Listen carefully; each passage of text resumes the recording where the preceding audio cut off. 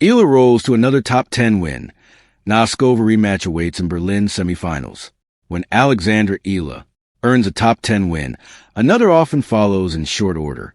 So it shouldn't come as a surprise that one day after upsetting Elena Rybakina, the 21-year-old collected another, defeating world number 8 Elina Svitolina 6-3, 6-4 in 1 hour and 23 minutes to reach the Berlin semifinals for the first time.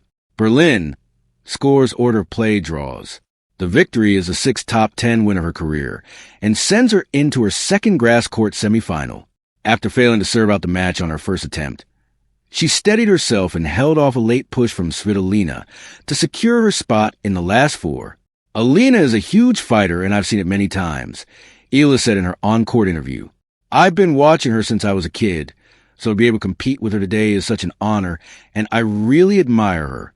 She's a mother, and I find her to act with such elegance and strength, and I'm really lucky to have had this match today. Next up is a second WTA tour driven by Mercedes-Benz meeting with Linda Noskova, who defeated Paula Badosa 6-1, 6-3 in 68 minutes earlier Friday to reach her second grass court semifinal. It will be a rematch of their recent Indian Wells encounter, where Noskova dropped just 2 games. Eala leads wire-to-wire in dominant display. Eala will be looking for a more competitive showing this time around against Noskova, and given her recent form, that appear more likely than not. The Filipina hardly put a foot wrong in the quarterfinal, finishing with 19 winners to just 9 unforced errors and controlling the match from start to finish. She again showed why she is one of the best returners on tour, breaking Svitolina 5 times. The first break gave her a 2-0 lead, which she stretched to 4-1 before Svitolina clawed back to 4-3. The momentum swing didn't last long.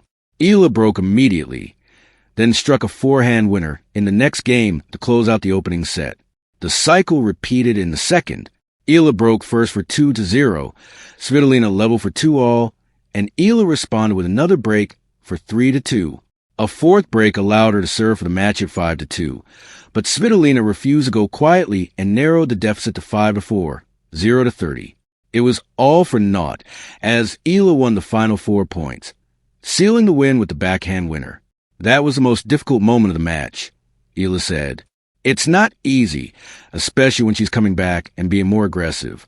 Many factors come into play, but in the end, I was able to just conjure everything I had left in my brain, and it ended well.